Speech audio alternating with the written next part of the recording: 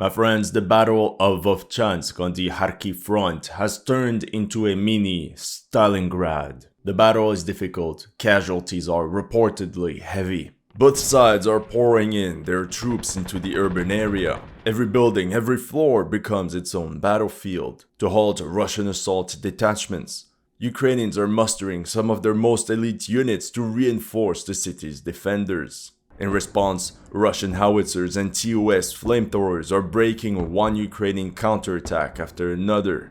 And then it's Ukrainian aviation that is dropping the biggest of loads on their opponents. Fighting around the factory district turned truly chaotic, and it seemed for a moment that Russian troops got encircled. The narrative is that against the odds, Ukraine managed to score a major victory.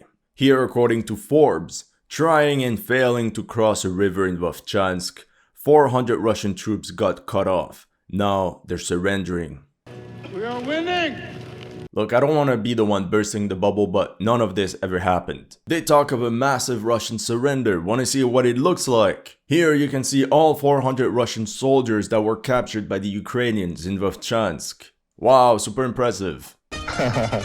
My friends, the cope is real. In turn, Bloomberg summarized the situation as Ukraine halts Russian attack. Putin is running out of time to achieve breakthrough in Ukraine.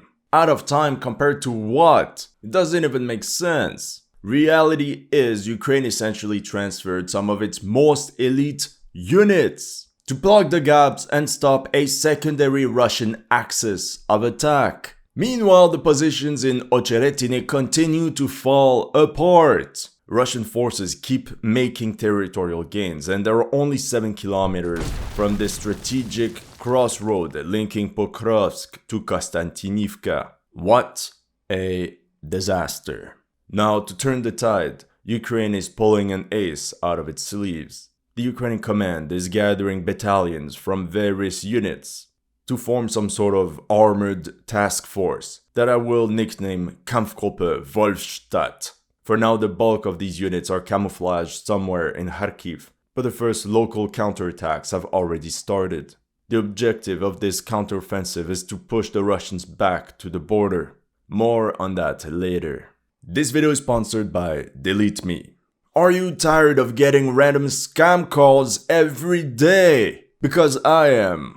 Whenever you browse the web, websites can store your personal information and resell it to what is called data brokers. That's how your email ends up in countless mailing lists. This can also happen when you purchase items online with your credit card, where your personal information is being tracked and sold. And it can also happen with your phone number. That's why I recommend Delete Me. I'm very excited to share the results of my May 2024 report. I see how they analyzed 370 listings in April and another 354 in May. Of course, you can request each data broker to delete your data, but this process is long, tedious, and with no guarantee of success. Here in the report, I learned that I saved a total of 4 hours. And surprise, surprise, Delete Me removed me from the 2 data brokers you can see on screen, which had access to my name and phone number. That explains why I don't get nearly as many scam calls as before. It feels good to simply sit back and let Delete Me remove your private data from hundreds of data broker websites. To help you, Delete Me offers you 20% off when you go to joindeleteme.com/HistoryLegends and use promo code HistoryLegends at checkout. For a few weeks now, all eyes are on Vovchansk. As always, the problem for Ukraine is Russian aviation and the enemy's howitzers. Ukrainian artillerymen from the 57th Mechanized Brigade positioned on this sector said that the Russians have a 5-to-1 advantage in firepower. Meanwhile, the brigade's deputy commander said the Russians turned Vovchansk into Bakhmut in 5 days. It seems Ukraine really needs the heavy howitzers of Josephine Jackson to turn things around. And according to this Ukrainian soldier on Twitter, on the 17th of June alone between 9 and 11 p.m., Russian aviation dropped 19 FAB bombs on Vovchansk. In my last video, we spoke about how most of the bridges across the Vovchansk river had been destroyed, and we saw how it became difficult for Ukraine to send reinforcements and to resupply the troops positioned on the northern side of Vovchansk. The only way across was for small squads to advance by foot on their own. In response, the Ukrainians urgently set up a number of pontoon bridges across the river, like this German Biba bridge laying equipment. This pontoon bridge was geolocated right here, 2.5 kilometers east of the city center of Vovchansk. As you can see, it allows Ukraine to transfer reinforcements aboard vehicles, which is much faster and safer, all the while being able to rotate worn-out units. For example, this Canadian-made Russian Senator APC seen disembarking 7 soldiers inside this multi-level building. We can also see how multiple back and forth trips were carried under enemy fire. But that's the problem of fighting across a river. Your entire logistics and communication lines depend on a couple bottlenecks. This means this sector is the new center of gravity of the Ukrainian defense of Vovchansk. And this is also what allowed the Ukrainian bridgehead to hold. This pontoon crossing is so important that on June 20th, Ukrainian assault detachments from the 36th Marine Brigade stormed the Russian positions in this sector. We have a Ukrainian drone overlooking Russian trenches and another one ready to drop grenades. If we zoom in, we have multiple groups of 3 to 4 stormtroopers creeping their way forward inside the trenches, clearing one position after another. Meanwhile, another unit runs above the trenches to flank the Russian defenders. Logically, for the Russians, their job is to search and destroy these very precious engineering equipment. In this one, you can see the Biba pontoon I showed you earlier being hit. And here from the 2nd of June, a Striker APC was destroyed on some pontoon bridge near Vovchansk. In the end, despite the initial surprise, Ukrainian forces fought extremely well. The front line in the city center barely changed over the first 2 weeks of the month of June. This urban fighting also turns into a sniper's heaven. Давай, парни, поработаем чуть-чуть.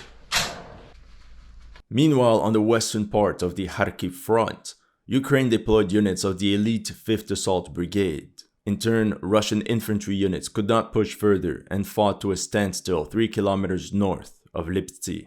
On the 7th of June, the Ukrainians even managed to launch a counterattack on Hliboke. In this video, you can see a Ukrainian armored vehicle firing one round after another, spraying traces all across the settlement.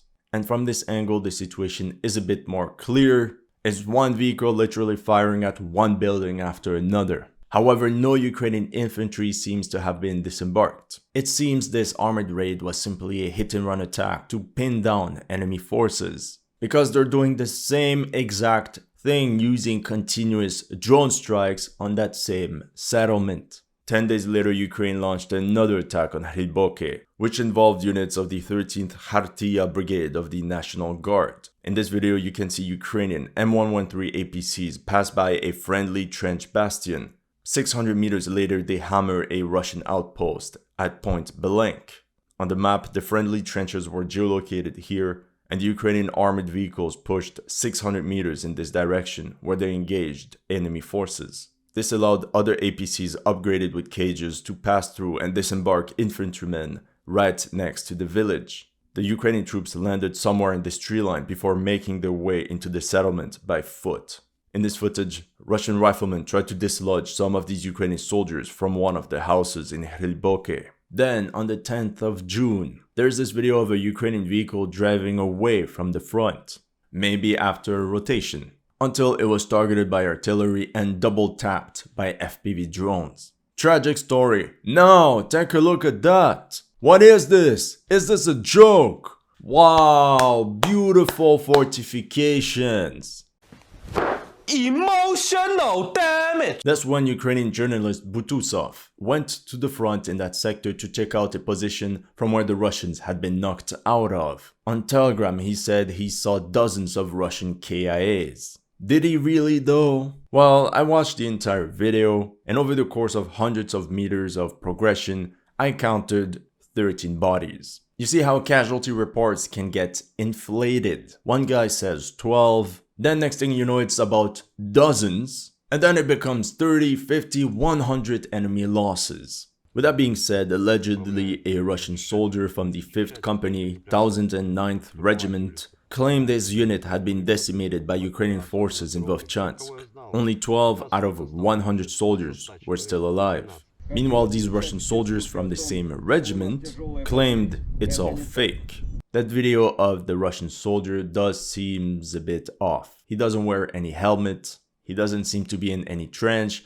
I don't even see any military equipment or rifle on him. We don't even know where he is. So it definitely could be fake. Maybe the video is true, but the information is fake. At the same time, since this Russian offensive in Kharkiv mostly consisted of infantry units with no armored support, high casualties are plausible. I don't know, what do you think? In this battle of attrition, both sides are attempting to disrupt the arrival of enemy reinforcements. Here you have a Russian recon drone that guided multiple FPV drone strikes on this Ukrainian tank. This drone attack was geolocated right here on the map against the Ukrainian tank that was driving in this direction, away from the battlefield. Potentially, this could mean Ukrainian tanks are hidden somewhere at the rear, such as in this forest. From there, they can advance 4 kilometers at full speed, fire a couple rounds on enemy positions, before falling back and returning to safety.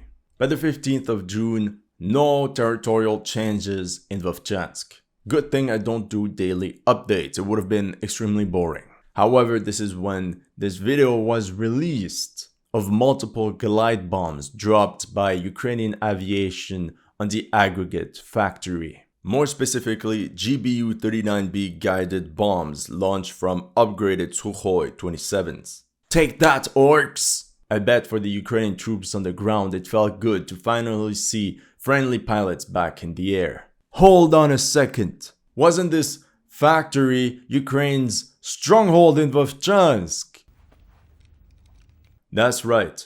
Some Russian troops got hold of the Aggregate Factory. Now, as you can see on this map, it seems as if the Russians here are encircled, and this led to a lot of speculation in mainstream media. Forbes, over the weekend, the equivalent of several Russian battalions captured the Vovchansky plant in central Vovchansk. Or from Newsweek, Russian troops surrendering after getting trapped in Vovchansk complex. So much cope, it's literally the cope festival. Here's what really happened according to pro-Ukrainian deep state UA. As early as May 20th, Russian reconnaissance groups made their way inside the factory. It's only on June 1st that Ukrainian forces noticed them and managed to cut them off. From that moment on, these Russian soldiers were delivered water, food, and ammunition via drones. I find this pretty fascinating how this has now become the norm of warfare. On the 6th of June, a fire team of 5 Russian soldiers advanced towards the factory, but reportedly only one made it. 2 days later, another attempt. This time a squad of 15 Russian soldiers reached the factory. And on the 13th of June, Deep State UA reported that an MTLB armored fighting vehicle, filled to the brink with reinforcements and ammunition, also reached the Aggregate Factory. That would mean an extra 11 Russian soldiers. Theoretically, a total of 32 Russian soldiers reinforced the original unit. Where did it say that 500 Russian soldiers had been surrounded and that they were all surrendering? This gives me massive Severodonetsk vibes. Can we even talk about an encirclement when Russian lines are only 200 meters away from the factory? We can safely assume that the Russians actually segmented the Ukrainian breachhead in two. It's a dangerous situation for the armed forces of Ukraine. The units here could be completely isolated, and it's only a matter of time before they pull back. And these ones survive only through pontoon bridges installed in this sector. According to the latest news, both sides are fighting tooth and nail over these high-rise buildings. On the 17th of June, forward elements of the Russian army were targeted right here, 800 meters north of Tighe. We can already witness Russian attempts to outflank Ukrainian positions and their entire supply lines. Of course, how is the Russian army achieving all this? Putin has 500,000 soldiers in Ukraine and is launching human wave attacks. Can you show us a single video of these human wave attacks? That's what I thought. And apparently to help this Russian move, the 22nd Regiment of the 72nd Division is going to be equipped with roughly 60 armored vehicles. If properly brought to the front and camouflaged, this armored force could very well overrun Ukrainian positions along the Vovchansk River. Now check out this picture, we'll see if you have a good eye. Those 3 vehicles were destroyed between June 9th and the 14th. Can you guess what model of tanks those are? Let's use the following FPV drone footage to get a closer look. Surprise, surprise, the drones targeted the Russian engineering equipment. That's right, the Russian 72nd Division built a series of fieldworks and trench lines just 2 kilometers north of Vovchansk. And those are only the ones that are visible using satellite imagery. It doesn't take into account those that were hidden in the tree lines. This means in the larger scope of the operation, the Russian army is fully invested in the Battle of Vovchansk. This means they have already prepared fallback positions in case shit hits the fan in Vovchansk. But these trenches could also house numerous battalions that could come as reinforcements in the coming weeks and months. Russia is preparing all this because Ukrainian General Syrskyi is gathering an elite strike force to counterattack the Russians in Kharkiv Oblast. We're talking about some of Ukraine's most capable units like the 5th Assault Brigade, the 13th Khartia Brigade, and the 71st Yega. The main blow will most likely be delivered in the Liptsy sector due to its proximity to Kharkiv. As for the course of action, phase 1 would be to reconquer Hliboke. The Ukrainians could push using the main road, but they could also transfer some of their infantry units across this residential sector and flank the settlement from the west. From there, phase 2, they could push towards Morhovets and lastly, Pilna. Now the question is, can Ukraine achieve similar results in Vovchansk? In the meantime, Ukrainian engineers restored the crossing point over the Seversky Donets River near Stary Saltiv.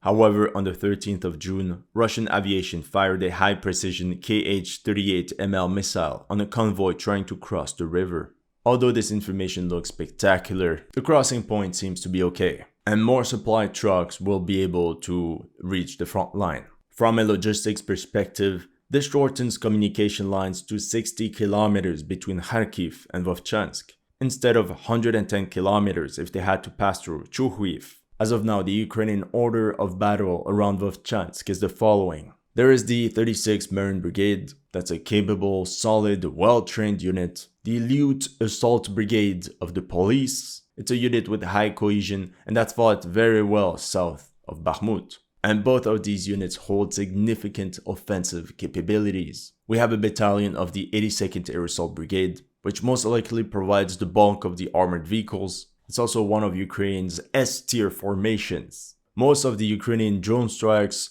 in Vovchansk were marked as belonging to the 57th Brigade. And I also think most of the Ukrainian artillery units deployed in the sector of Vovchansk are attached to the 57th Brigade. Same thing in this article by CNN, with this howitzer marked as belonging to the 57th Brigade.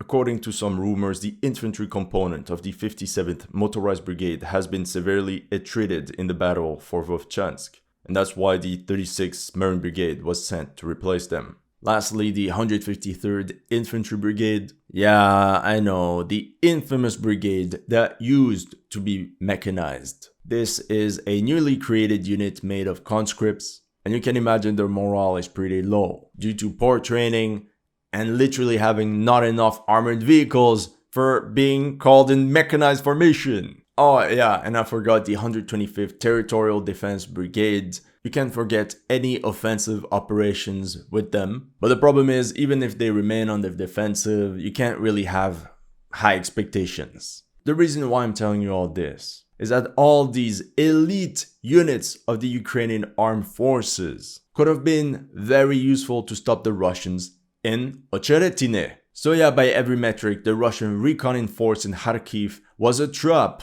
as it pinned down some of the only Ukrainian formations that are capable of counterattacking and ongoing on offensive operations. That's all I have for you today. Let me know in the comment section what you thought of my analysis. If you're new to this channel, make sure to like and subscribe. And if you want to support my work, make sure to check out my Patreon or PayPal. The link is in the description below.